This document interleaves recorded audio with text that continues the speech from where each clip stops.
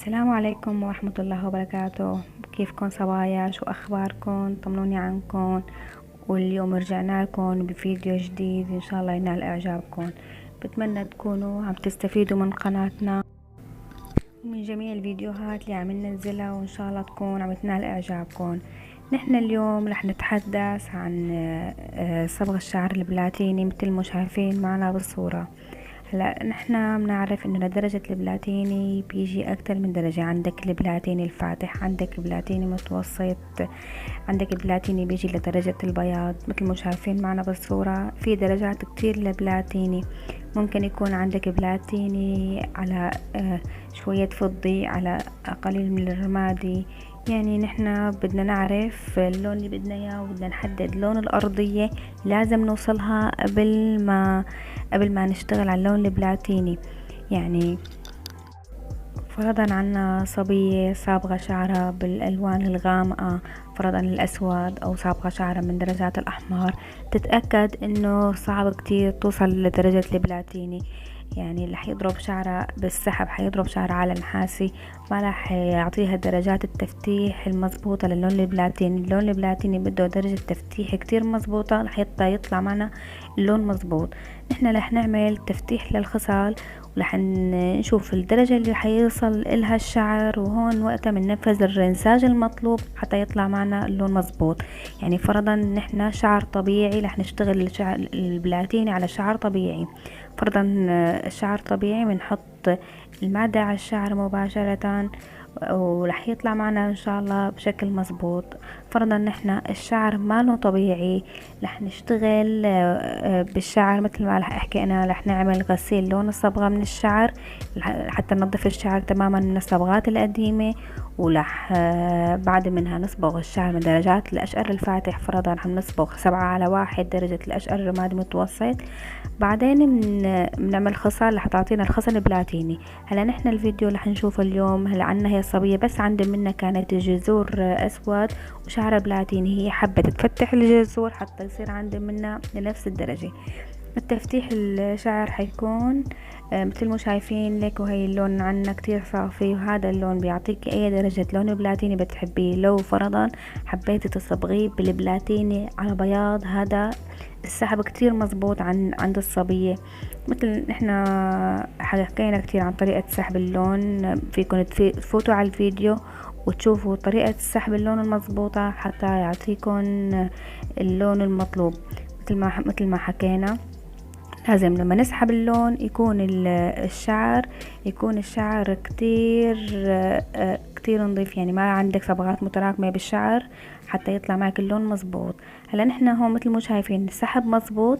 بنحط الصبغة أشقر بلاتيني هي 10/0 مع صبغة 12/1 هي الأشقر الفضي، وبيعطيكي مثل الدرجة المطلوبة مثل ما شايفين معنا بالفيديو. ونحن هلا رح نحكي عن لون البلاتيني درجات تانية. هي بتجي درجة اللون هي اغمق شوي. هلا اللون الاولاني اللي مثل ما شفناه بالفيديو على فضي، هذا اللون بيجي تقريبا على هيك بلاتيني ذهبي كتير كتير حلو مثل ما شايفين هون معنا بالصورة. هذا اللون لو كمان بده تفتيح شعر كمان لدرجة مزبوطة. يعني درجة التفتيح المزبوطة هي بتكون على أشقر فاتح جدا، يعني بآخر درجة الصفار. هون بينجح معك أي لون بتحبي.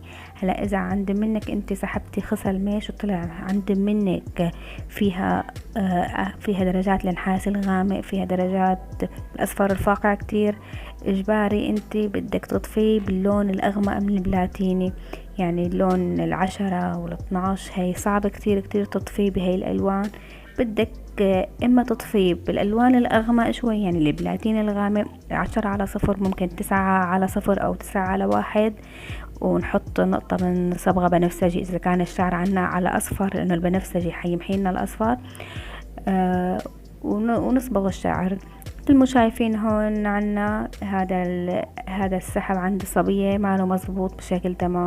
يعني عند منها تدرجات، عند منها درجات الاصفر، عند منها درجات هيك اخر درجة من النحاسي. كمان هي لما تنزلي عليها الاشقر البلاتيني راح يزبط معك بشكل مزبوط. نحنا رح نعمل ونغمق الدرجات شوي بالصبغات لحتى يخفي عنا هي الالوان.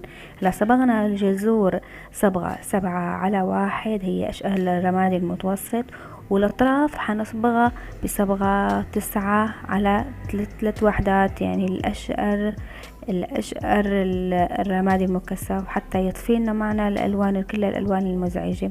وحطي نقطة من صبغة بنفسجي، هي صبغة بنفسجي رح تمحي لنا الالوان الاصفر بالشعر، ورح تكون ان شاء الله النتيجة مضبوطة. هلا هاي الصبية حبيت تعمل مثل طريقة الأومبريل، الجذور حتكون غامقة والاطراف حتكون فاتحة. وهلا اللون رح يطلع معنا مثل ما شايفين. لون الشعر كتير كتير حلو، من الموديلات الأمبريل الحديثة كتير. الجذور اخذة صبغة 7/1، والاطراف اخذة الاشقر البلاتيني المتوسط، مو فاتح كتير كتير على بياض، يعني صبغة 9/1. وفيك تحطي 10/0 كمان تخلطيهم مع بعض، ونقطة صبغة بنفسجي. اعطانا مثل ما شايفين النتيجة المطلوبة.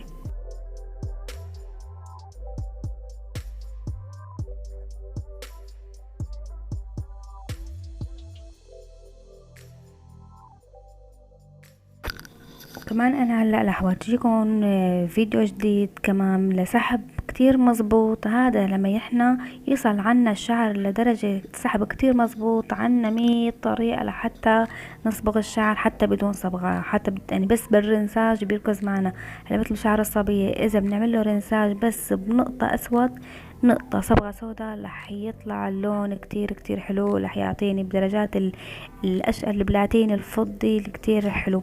فيك تعملي له نقطة صبغة سوداء ونقطة صبغة بنفسجي، كمان بيعطيك درجة لون تانية كمان كتير حلوة. فيك تستعملي بس الشامبو البنفسجي كمان رح يركز معك ويركز معك اللون. فيك تستعملي الصبغة نقطة اسود مزرق على الشعر، كمان رح يطفي اللون ورح يعطيكي لون حلو. يعني انت لما يكون التفتيح الخصل عندي منك كتير فاتح مثل ما شفتوا معنا بهذا الفيديو، اي درجة اي لون حتحطيه بكميات قليلة بس بالرنساج كتير رح يطلع اللون معك مزبوط، كتير رح يطلع معك اللون حلو. ما رح تضطري انك تعملي صبغة للشعر مثل لما يكون عندك السحب ما كتير مزبوط، يحتاج صبغة حتى يركز معنا اللون ويعطينا بشكل اجمل. هلا احنا مثل ما شفتوا معنا هي ثلاث فيديوهات قدمناهم، واكيد يعني حتكون الطريقة وصلتكم بشكل مزبوط كتير. هلا هون الصبية عملنا لها رنساج، بس هي حابة كمان تعمل صبغة تفتح شعرها بشكل اكبر، يعني هي حابة يصل شعرها لدرجة البياض. عملنا لها رنساج بنقطة صبغة زرقاء او بنقطة صبغة سوداء، وبعد منها هي حابة تصبغ درجة 10/0، يعني بدها تفتح الشعر اكثر، بدها اياه يكون لدرجة البياض بشكل اكبر.